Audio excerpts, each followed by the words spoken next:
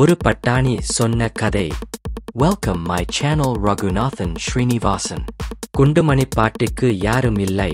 தனியாக குடிசையில் இருந்தார்.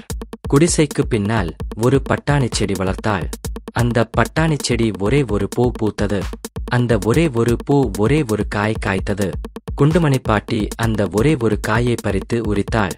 அதில் ஒரே ஒரு பட்டாணி இருந்தது. குண்டுமணி பாட்டி அந்த ஒரே ஒரு பட்டாணியை ஒரு மண்சட்டியில் போட்டு மூடி வைத்தாள். மறுநாள் அந்த ஒரே ஒரு பட்டாணியை சமைத்து சாப்பிடலாம் என்று நினைத்தாள். இரவானதும் அந்த ஒரே ஒரு பட்டாணி தூக்கத்திலிருந்து முழித்தது. எப்போதும் பகலில் தூங்கி இரவில் முழித்து பட்டாணி தேசத்துக்குப் போய் ஆடி ஒடி விளையாடிவிட்டு காலையில் திரும்பி வந்து செடியில் தூங்கும். இப்போது முழித்து பார்த்தால் ஒரே இருட்டாக இருந்தது. கொஞ்ச நேரத்தில் அந்த பட்டாணிக்கு தெரிந்துவிட்டது. குண்டுமணி பாட்டி பறித்து உரித்து வைத்துவிட்டாள். பட்டாணி தேசத்துக்கு போக வேண்டும். என்ன செய்ய? அந்த ஒரே ஒரு பட்டாணி குண்டுமணி பாட்டி என்று கூப்பிட்டது. உறங்கிக் கொண்டிருந்த குண்டுமணி பாட்டிக்கு யாரோ குசுகுசு என்று பேசுகிற சத்தம் கேட்டது.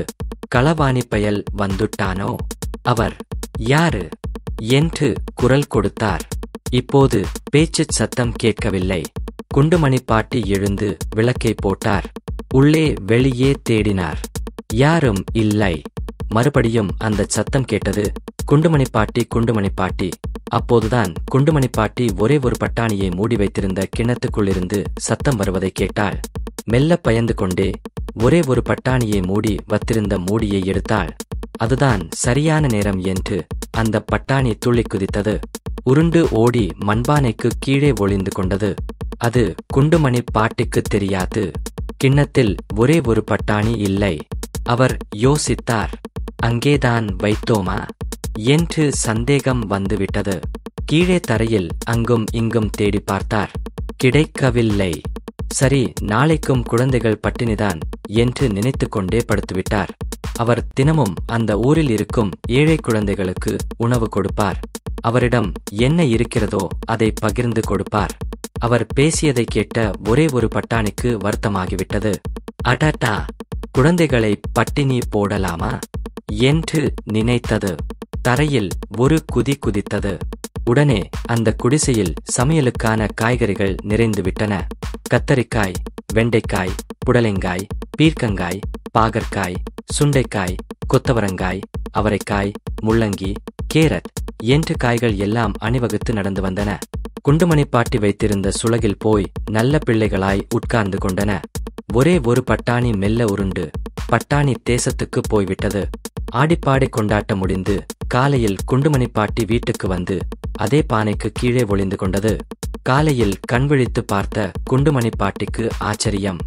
யார் இவ்வளவு காய்கறிகளையும் கொண்டு வந்தது என்று யோசித்தார். ஏதோ ஒரு அதிசயம் நடக்குது. பரவாயில்லை, எப்படியாவது குழந்தைகள் நன்றாகச் சாப்பிட்டால் போதும். சத்தமாக வெறும் காய் மட்டும் இருந்தால் போதுமா? தானியங்கள் இருந்தால் தானே பொங்கிச் சாப்பிட முடியும் என்று சொல்லிவிட்டு உறங்கிவிட்டார்.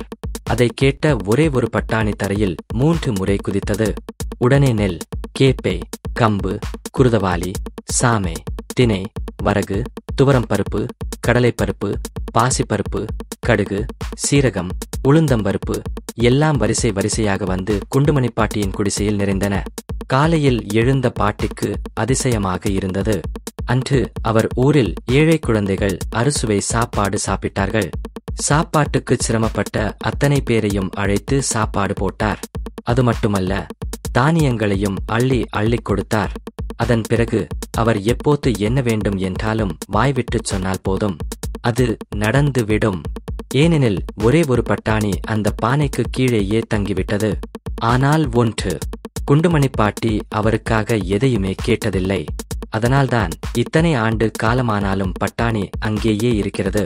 கொஞ்ச நாளில் குண்டுமணி பாட்டிக்கும் இதெல்லாம் அந்த ஒரே ஒரு பட்டாணியின் வேலைதான் என்று தெரிந்துவிட்டது. ஒரே ஒரு பட்டாணி. இந்த கதையைத்தான் பட்டாணி தேசத்தில் சொல்லிக் கொண்டிருந்த போது கேட்டேன். அதைத்தான் உங்களுக்குச் சொன்னேன் குழந்தைகளா. நான் எப்படி கேட்டேன் என்று நினைக்கிறீர்களா? நானும் ஒரு பட்டாணி. ஹா ஹா ஹா ஹா.